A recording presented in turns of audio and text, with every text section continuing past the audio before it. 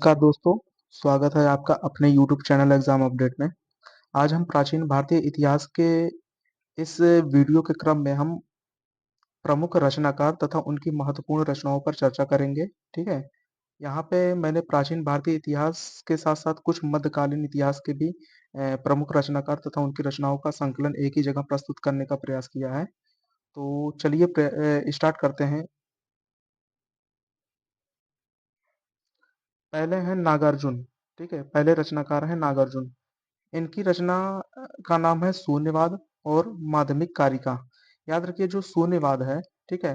यह एक दर्शन भी है, साथ ही साथ यह इनकी रचना भी है। नागार्जुन को भारत का आइंस्टीन भी कहा जाता है, ठीक है? भारत का आइंस्टीन भी कहा जाता है इन्हें, ठीक है? आइंस्टीन। इन्हें भारत का आइंस्टीन क्यों कहा जाता है? क्योंकि इन्होंने आइंस्टीन के सापेक्षता के सिद्धांत के समान शून्यवाद के सिद्धांत को बढ़ावा दिया था, ठीक है? और इसलिए इन्हें भारत का आइंस्टीन कहा जाता है, ठीक है? ये एक बहुत बौद्ध भिक्षु थे नागार्जुन, ठीक है? तो इनकी जो रचना है शून्यवाद और माध्यमिक कारिका ये दोनों प्रमुख रचना है, तो हमें नागार्जुन के बारे में विशेष तौर पर याद रखना है, ठीक है? दूसरे हैं बुद्ध घोष। याद रखिए जो बुद्ध घोष हैं, ठीक है? इनकी रचना का नाम है विशुद्धिमग्ग, ठीक है? तो इनके भी रचना का नाम हमें याद रखना है कि बुद्ध घोष की रचना जो है वो है विशुद्धिमग्ग, ठीक है? अगले हैं वसुबंधु, ठीक है? वसुबंधु इनकी रचना का नाम है अभिधम्ब कोश। अभिधम्ब कोश के बारे में हम कुछ इंपॉर्टेंट फैक्ट्स को देख लेते हैं।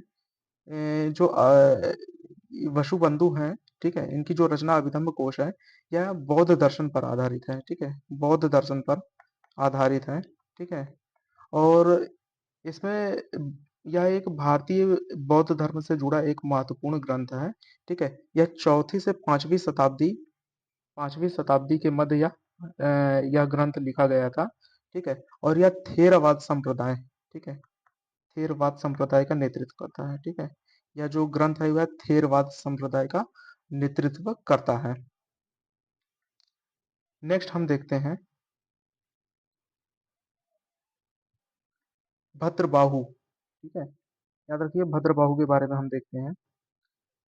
भद्रबाहु जो थे ये एक जैन थे, ठीक है? और इनकी जो रचना है उसका नाम है कल्पसूत्र। भद्रबाहु के बारे में याद रखिए ये दिगंबर संप्रदाय के जनक माने जाते हैं, ठीक है?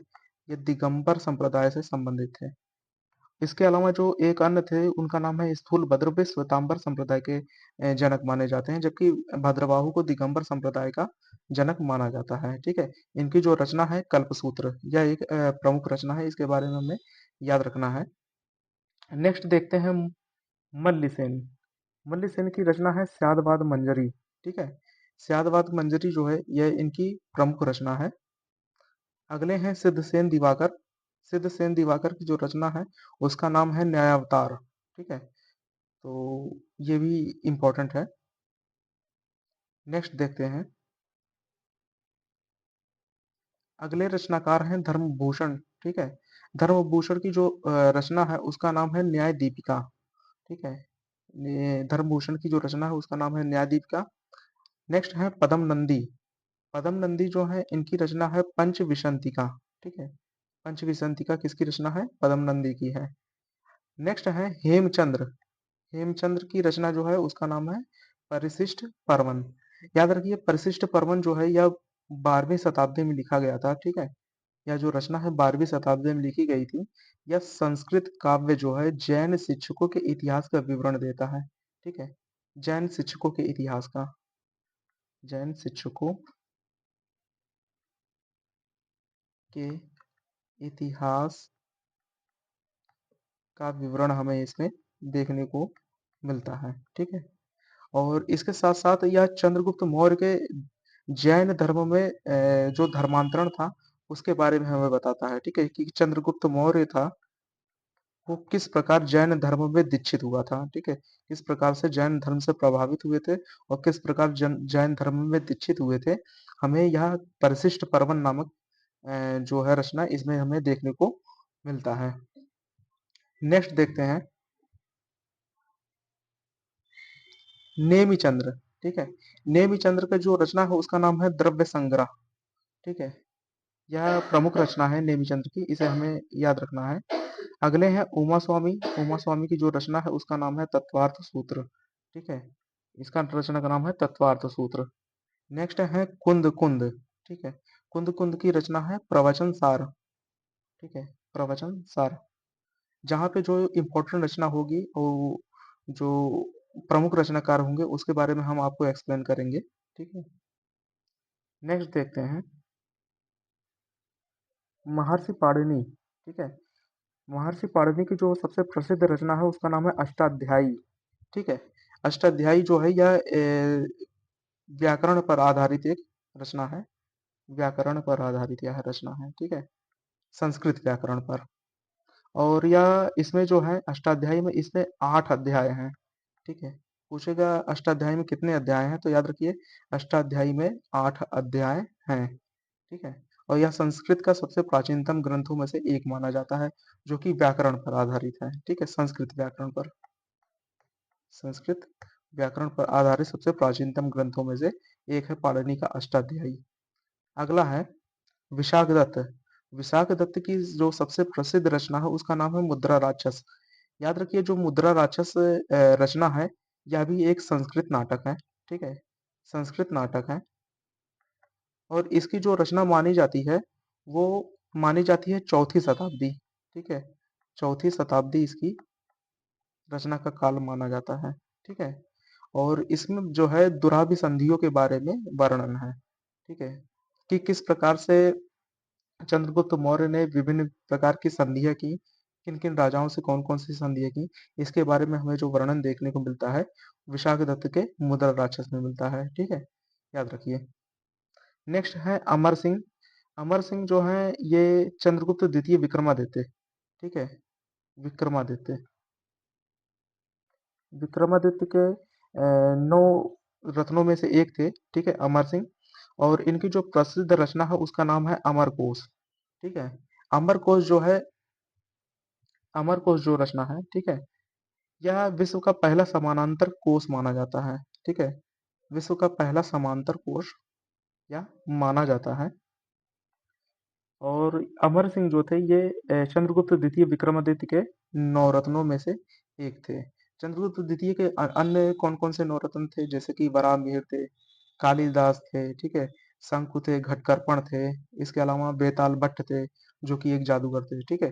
तो ये सब जो थे ये चंद्रगुप्त द्वितीय विक्रमादित्य के नवरत्नों में से एक थे, जिनमें से अमर सिंह का भी। याद रखिए शूद्रक जो है रचनाकार, इनकी जो सबसे प्रसिद्ध रचना है उसका नाम है मृच्छकटिकम, ठीक है। मृच्छकटिकम जो रचना है यह 10 अंकों पे आधारित है, ठीक है, 10 अंकों में है, ठीक है।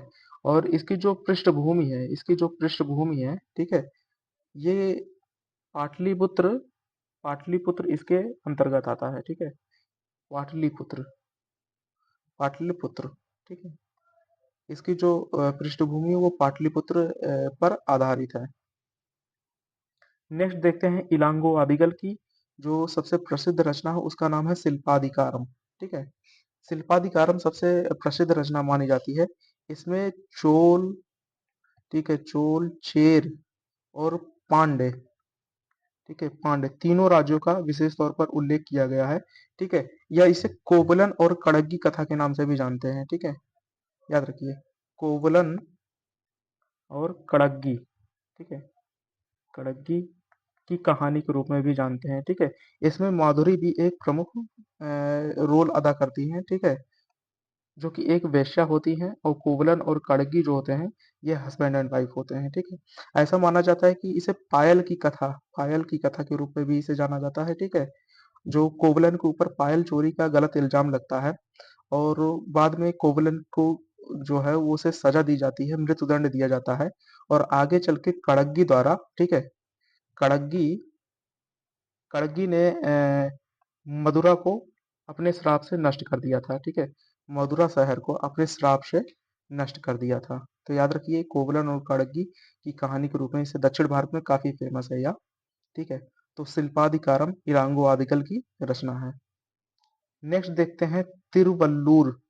इनकी जो रचना है इसका नाम है तिरुक्कुरल। याद रखिए यह तमिल का एक महाकाव्य है, तमिल महाकाव्य है, तमिल महाकाव्य है, ठीक है। याद रखिए तिरुक्कुरल जो है यह एक तमिल महाकाव्य है, यह 3 स्टार का है, ठीक है। जिस प्रकार से हमें रामायण और महाभारत देखने को मिलता है, उसी प्रकार हमें दक्षिण भारत में तिरुक्कुरल का महत्व हमें विशेष तौर पर देखने को मिलता है। और याद रखिए जो तिरुक्कुरल था, ठीक है, तिरुक्कुरल यह दूसरी शताब्दी में लिखा गया था, यह दूसरी शताब्दी में लिखित, दूसरी शताब्दी में, ठीक है, शताब्दी में यह लिखा गया था, ठीक है। और यह एक मुक्तक काव्य है, ठीक है। क्या है? मुक्तक काव्य है। इसके बारे में यह महत्वपूर्ण तथ्य हम याद रखेंगे, ठीक है। आगे चलते हैं। तोलकप्पियम, ठीक है, तोलकप्पियम जो रचना है उसके रचनाकार हैं तोलकप्पियर, ठीक है। यह भी संगम साहित्य का एक प्रमुख ग्रंथ है। मणिमेखले, शीतले सतनार, ठीक है। इसके अलावा मणिमेखले जो है वो शिल्पाधिकारम का एक अगला पार्ट है, ठीक है। तो इसका विस्तृत रूप है। यदि हम देखते हैं वरामिहिर, वरामिहिर जो थे ये भी चंद्रगुप्त द्वितीय विक्रमादित्य के दरबारी थे, ठीक है। इनके 9 रत्नों में से एक थे। इनकी जो कौन कौन सी प्रमुख रचनाएं हैं तो याद रखिए बृहद जातक, पंच सिद्धांतिका, बृहत संहिता, ठीक है। ये इनकी कुछ प्रमुख रचनाएं हैं, ठीक है। और जिसमें बृहद जातक का था और इसके अलावा बृहद संहिता जो है यह सबसे फेमस है, ठीक है। और ये वराहमिहिर जो थे एक खगोल शास्त्री भी थे। नेक्स्ट है कल्हण। कल्हण की जो सबसे प्रमुख रचना है उसका नाम है राजतरंगिणी। इसमें कश्मीर के इतिहास के बारे में, ठीक है, कश्मीर के इतिहास के बारे में विस्तार तौर पर बताया गया है, ठीक है। इसमें कश्मीर के इतिहास के बारे में विस्तार तौर पर इसमें बताया गया है। नेक्स्ट है, नेक्स्ट जो कवि हैं महाकवि भास। इनकी जो प्रमुख रचनाएं हैं उर्भाग, कालचरित, दूत घटोत्कच, कर्णमार और चारुदत्त, इनकी प्रमुख रचनाएं हैं महाकवि भास की, ठीक है। नेक्स्ट देखते हैं जयदेव। याद रखिए जयदेव की जो सबसे प्रमुख रचना है गीत गोविंद, ठीक है। याद रखिए जो गीत गोविंद है ये जयदेव की रचना है। भास्कराचार्य, भास्कराचार्य की इनकी प्रमुख रचना है सिद्धांत शिरोमणि। और इनकी एक और रचना है जिसका नाम है लीलावती, ठीक है, लीलावती। यह भी याद रखिएगा लीलावती किसकी रचना है, भास्कराचार्य की है, ठीक है। यह गणित पर आधारित पुस्तक है, गणित पर, ठीक है, गणित पर आधारित ये पुस्तक है। विज्ञानेश्वर, विज्ञानेश्वर इनकी रचना है मिताक्षरा, ठीक है। तुलसीदास, तुलसीदास की है कवितावली, गीतावली, ठीक है। ये बरवे रामायण, रामलला नच्छू, ये सब किसकी रचना है, ये तुलसीदास की रचना है। नेक्स्ट है राजशेखर, ठीक है। राजशेखर की रचना कौन कौन सी है, काव्य मीमांसा, बाल रामायण, बाल भारत, विध्वंसपाल भंजिका, ठीक है। इसमें विध्वंसपाल भंजिका और बाल रामायण जो है ये प्रमुख है। काव्य मीमांसा भी कई बार एग्जाम्स में पूछा जा चुका है।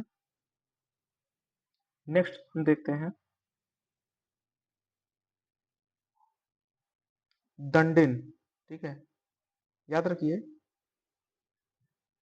दंडिन जो है इनकी प्रमुख रचना है 10 कुमार चरित, 10 कुमार चरितम, ठीक है। ये दंडिन की प्रमुख रचना है। उत्तर रामचरितम ये किसकी रचना है, ये भवभूति की है। वहीं जानकी हरणम जो है वो कुमारदास की रचना है, ठीक है। याद रखिए तो 10 कुमार चरितम दंडिन की है, उत्तर रामचरितम भवभूति की, व जानकी हरणम किसकी है, ये कुमारदास की है। नेक्स्ट हम देखते हैं परमाल रासो। परमाल रासो जो है ये जगनिक की है, ठीक है। बात करते हैं दान सागर। तो दान सागर जो है वो बल्लाल सेन की रचना है। वहीं पृथ्वीराज विजय जो है वो जैनक की है, ठीक है। तो ये कुछ प्रमुख रचनाएं हम याद रखते हैं, ठीक है। नेक्स्ट देखते हैं।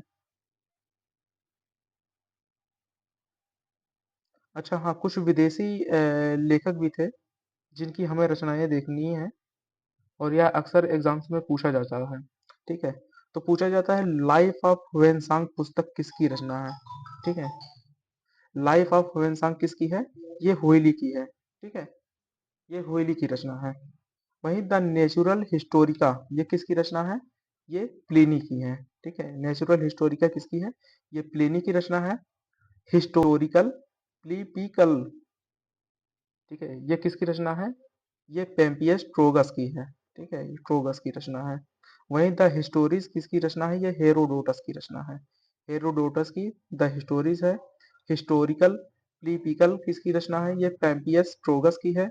द नेचुरल हिस्टोरिका ये प्लिनी की है, ठीक है। लाइफ ऑफ वेन्सांग ये हुइली की रचना है, ठीक है। नेक्स्ट हम देखते हैं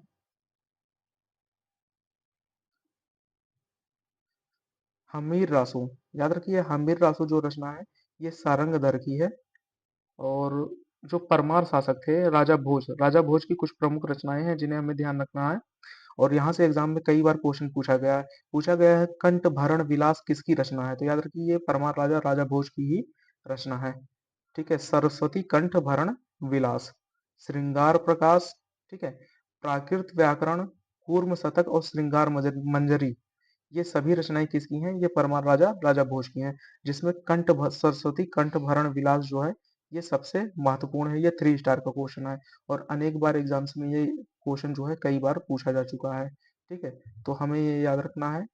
इसके साथ हमारा जो रचना वाला जितना भी क्वेश्चन था वो सारा कंप्लीट होता है प्राचीन भारतीय इतिहास का।